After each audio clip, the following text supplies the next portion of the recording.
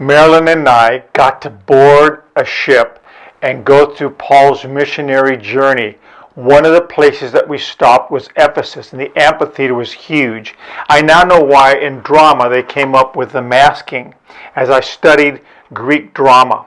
One of the things is the back row is far enough away that you can't see the actors and their faces and their expressions. So they came up with the comic face when the part was comic, and they came up with the tragic face when the part was tragic. Our grandson, Miles Goforth, just played a Greek part, Orestes.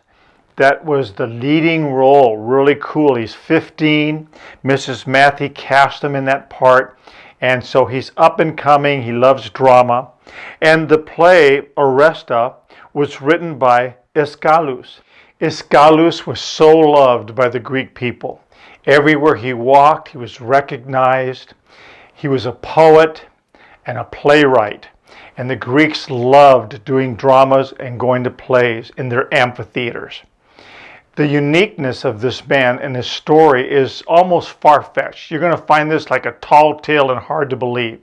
But the story has it, and it's documented in history, that he was warned by a friend that something was going to fall on him and lead to his death. And he took it serious. Instead of hanging around indoors, as often as he could, he'd spend time outdoors, thinking he was safer outdoors. Well, the story is that he was out reading a book. Some say he was walking. We're not exactly sure, but we do know what happened. An eagle flying overhead, and that's their typical way. They cruise around looking for things to eat. Oftentimes they'll grab their prey like a turtle, go up very high into the air, and look for an outcropping of rocks, and from a height they drop the turtle from their talons, and the turtle begins to fall through the air, fall on a rock, crack its shell. The eagle will swoop down, grab the turtle shell, and begin to break it open with its beak and eat the contents inside for themselves and for their young. They feed their young. Well, it just so happened that Aeschylus was sitting on a rock. Some say he was walking when the eagle dropped the turtle, thinking perhaps his head was part of the rock outcropping.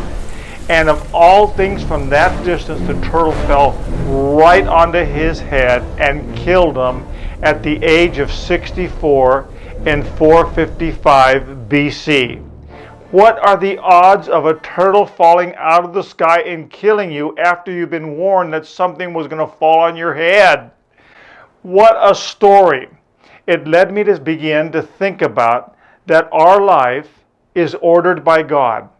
The scripture tells us that the soul that sins will die. But it also tells us that God knows that we belong to Him. Our souls belong to God. And so there's no accidents in death.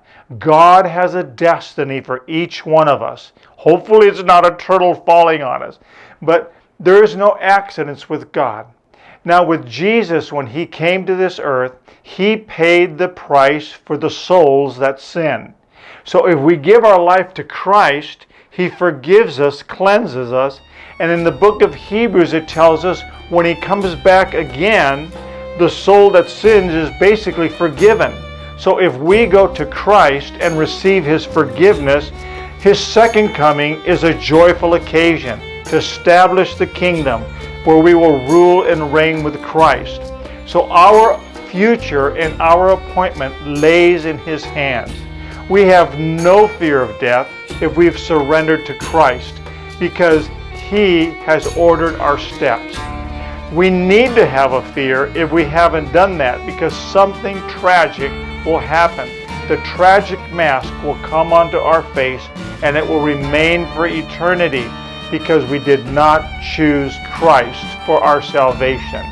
There is no accident. We can trust God. He has a plan and a purpose for us, and it's appointed unto us to die once and then the judgment.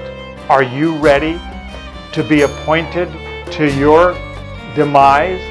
And your trust in Christ is such that you live and walk in perfect peace. I leave you with this word to pause and ponder.